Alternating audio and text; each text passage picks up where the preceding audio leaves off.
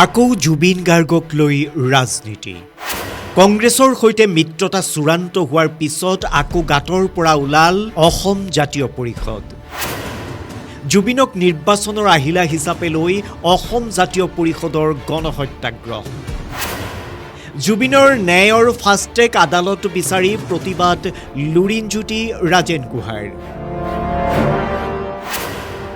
কেবিনেটত fast track আদালতৰ সিদ্ধান্তৰ পিছত লুৰিনৰ গণহত্যাগ্ৰহৰ অৰ্থকোট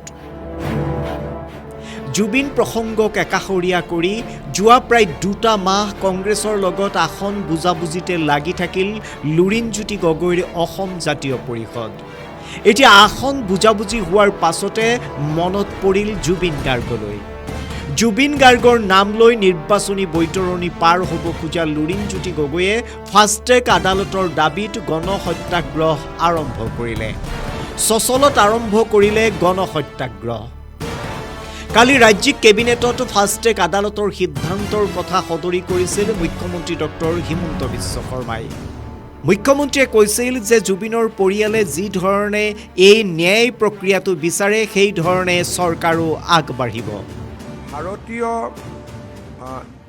ন্যায় সংহিতাৰ BNSS আণ্ডাৰ BNSS সেকশন 346(1) এই ধাৰাৰ অধীনত ৰাজ্য চৰকাৰে গুৱাহাটী উচ্চ ন্যায়ালয়ৰ মুখ্য ন্যায়াধীশ গৰাকীক জুবিন গাৰ্গৰ হত্যা গোচৰৰ ডে টু ডে ট্ৰায়েলৰ বাবে এখন ফাষ্ট ট্ৰেক এক্সক্লুচিভ কোৰ্ট এখন গঠন কৰি দিবৰ বাবে আজি কেবিনেটে গুৱাহাটী উচ্চ ন্যায়ালয়ক অনুৰোধ কৰিবৰ বাবে কেবিনেটে আজি সিদ্ধান্ত লৈছে কেবিনেট সিদ্ধান্ত আমি গুৱাহাটী উচ্চ ন্যায়ালয়ৰ মুখ্য ন্যায়াধীশক অৱগত কৰিম আৰু পৰৱৰ্তী কাৰ্যসূচী বা পৰৱৰ্তী ব্যৱস্থা গুৱাহাটী উচ্চ ন্যায়ালয়ৰ মুখ্য ন্যায়াধীশ গৰাকীয়ে গ্ৰহণ কৰিব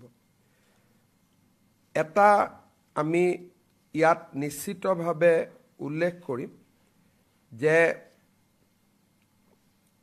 এই গোচৰ আৰম্ভ হোৱাৰ পিছত ইউজুৱেলি হত্যা গোচৰত কোনোবা এজন অভিযুক্ত হ'লেও আদালতে বিচাৰ চলি থাকিলে 3-4 মাহত অভিযুক্তসকলক জামিন দিয়ে কিন্তু বৰ্তমানৰ যিখন কোৰ্টত এই গোচৰটো চলি আছে আমি দেখা পাইছো যে বৰ্তমানৰ ন্যায়াধীশ গৰাকীয়ে এজনো অভিযুক্তক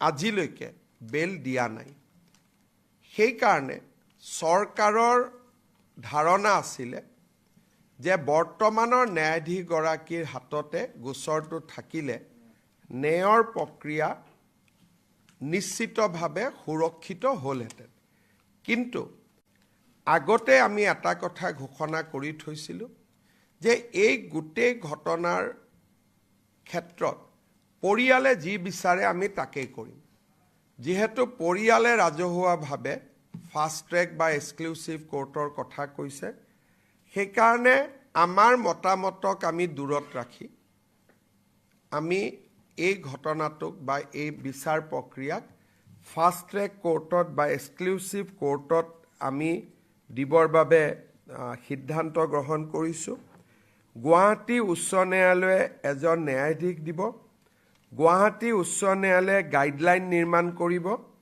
আৰু ষ্টেট গভৰ্ণমেণ্টে লজিষ্টিক ইনফ্ৰাষ্ট্ৰাকচাৰেল ছাপোৰ্ট দিব এই সিদ্ধান্ত আজি কেবিনেটে গ্ৰহণ কৰে তাৰ পিছতো আজি একেটা প্ৰসংগকে লৈ লুৰিনৰ জাতীয় পৰিষদে আৰম্ভ কৰা গণহত্যাগ্ৰহৰ উদ্দেশ্য কি পুনৰ জুবিনক লৈ লুৰিনে কিয় আৰম্ভ কৰিছে ৰাজনীতি একমাত্ৰ ভোটৰ স্বাৰ্থত জুবিনক আহিলা হিচাপে লৈ নিৰ্বাচন জিকিব খুজিছে নেকি অসম জাতীয় পৰিষদে নে চৰকাৰৰ চমকপ্ৰদ উন্নয়ন দেখি একো ইছ্যু নোহোৱা হৈছে লুৰিণজ্যোতি গগৈৰ অসম জাতীয় পৰিষদৰ নে কংগ্ৰেছৰ শ্ৰুতলিপিত কাম কৰিছে লুৰিনে এনেকুৱা বহু প্ৰশ্নৰ অৱতাৰণা হৈছে এতিয়া নেটিজেনৰ মাজত নিৰ্বাচনৰ আগতে জুবিনৰ ন্যায় বিচাৰি এতিয়া উত্তাল কৰিছে লুৰিণ, ৰাজেন গোহাঁইকে ধৰি একাংশ জাতীয় পৰিষদৰ নেতাই। আমিও আচৰিত পাইছোঁ কেনেকুৱা ধৰণৰ কথা কৈছে। আমিতো হাজাৰ বাৰ যাম, আমি হাজাৰ বাৰ যাম। জুবিন দাক আমাৰ হৃদয়ৰ পৰা কাঢ়ি লৈ যাবলৈ মুখ্যমন্ত্ৰীয়ে বিভিন্ন সময়ত কাম কাজ কৰিছে। চাৰ্টাৰ্ড ফ্লাইটত তেওঁৰ দেহটো নশ্বৰ দেহটো আনিম বুলি কৈ আনিব নোৱাৰিলে। দেশৰ বহি পৰিক্ৰমা মন্ত্ৰণালয়ৰ উদ্যোগতে তাত মানে এই অনুষ্ঠানটো হৈছিল। দেশৰ এক্সটাৰ্নেল এফেয়াৰ্ছ মিনিষ্ট্ৰীৰ উদ্যোগত হোৱা এই অনুষ্ঠানটোত জুবিন দাৰ সত্তাটোক ৰক্ষা কৰিব নোৱাৰিল। প্ৰয়োজনীয় চিকিউৰিটি ব্যৱস্থা, প্ৰয়োজনীয় চিকিৎসা ব্যৱস্থা, আমাৰ জাতিটোৰ এটা সম্পদ, জাতীয় সম্পদক মৃত্যুৰ মুখলৈ ঠেলি দিয়াৰ গোটেই কথাটোত তেওঁলোকে দোষী নহ'ব নেকি? গতিকে এইবোৰ কথা মানুহে বিচাৰ কৰি আছে, এইবোৰ আলোচনা হ'ব, আলোচনা হৈ আছে। তেওঁ যিমান ব্যৱহাৰ কৰে, যিমান ছ'চিয়েল মিডিয়া ব্যৱহাৰ কৰে, যি মিডিয়া ব্যৱহাৰ কৰে, অসমৰ মানুহৰ হৃদয়ৰ পৰা এই জুবিন দাক যে অন্যায় কৰি মৃত্যুৰ মুখলৈ ঠেলি দিয়া হ'ল, এইটো কথা মানুহে বিশ্বাস কৰে আৰু এইটোৰ বিৰুদ্ধে মানুহে লাগিছে, লাগিব আৰু আমিও যুঁজি যাম। কেবিনেটৰ সিদ্ধান্ত প্ৰতিটোৱে লগে লগে কাৰ্যকৰী হয় নেকি? এইটো ৰাইজক আবহাওয়া কৰিবৰ কাৰণে তেওঁ এটা সিদ্ধান্ত লৈ দেখাইছে। তেওঁতো বহুত আগতে ল'ব পাৰিলে। এইটো দাবী ৰাইজৰ বহুত পুৰণা দাবী আছিলে, বহুত আগৰ দাবী। তেওঁ আজিলৈকে পূৰণ নকৰিলে আৰু এতিয়াও কেবিনেট সিদ্ধান্ত লৈ দেখুৱাইছে। তেওঁতো কোনো প্ৰচেছ আৰম্ভ কৰা নাই। তেওঁ যদি কম এসপ্তাহৰ ভিতৰত পাৰ্মিশ্যন কৰি দি আছো ফাৰ্ষ্ট ট্ৰেক, তেতিয়া মানি ল'লে। তেওঁ এতিয়া প্ৰচেছ কৰিছে, প্ৰচেছত 1 month, 2 months, nobody knows. গতিকে তেনেকুৱা এটা ডিচিশ্যন তেওঁতো সদায় অসমবাসীক সদায় আবহাওয়া ভৰি আহিছে, বিভিন্ন কথাৰে চুটুৱালি কথাৰে ফাঁকি দি আহিছে মানুহ।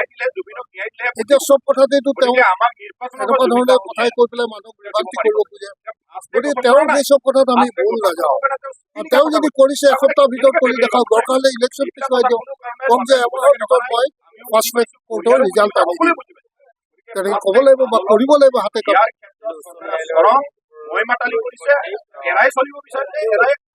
উঠুৱাম বুলি কৈছে, পঠাই কেতিয়া চাওক, এইখন ভাৰতবৰ্ষত তেনেকুৱা ইতিহাসো আছে।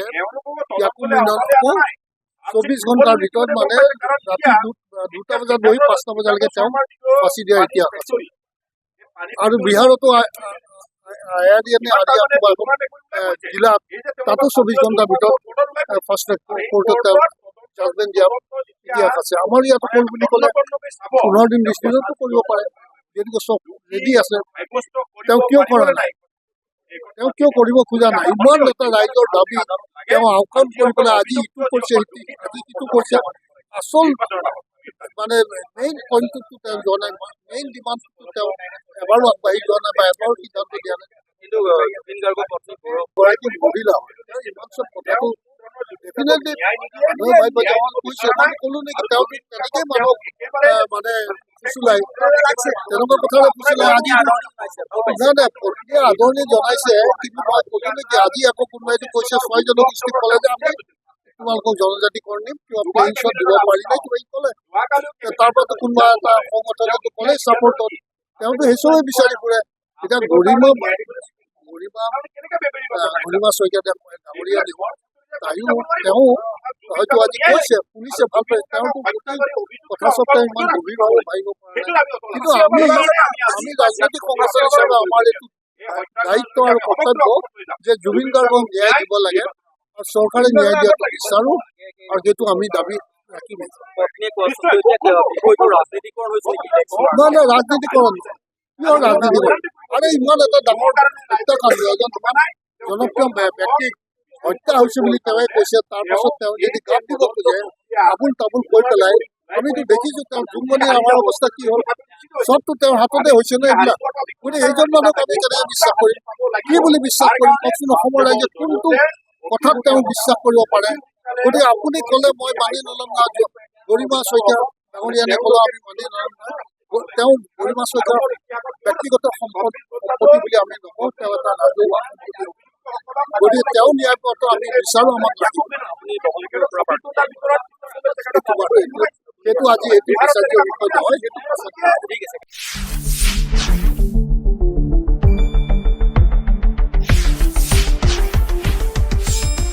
শুদ্ধ আৰু বিস্তৃত বাতৰিৰ বাবে চাই থাকক নিউজ ডেস্ক ৰিপৰ্ট।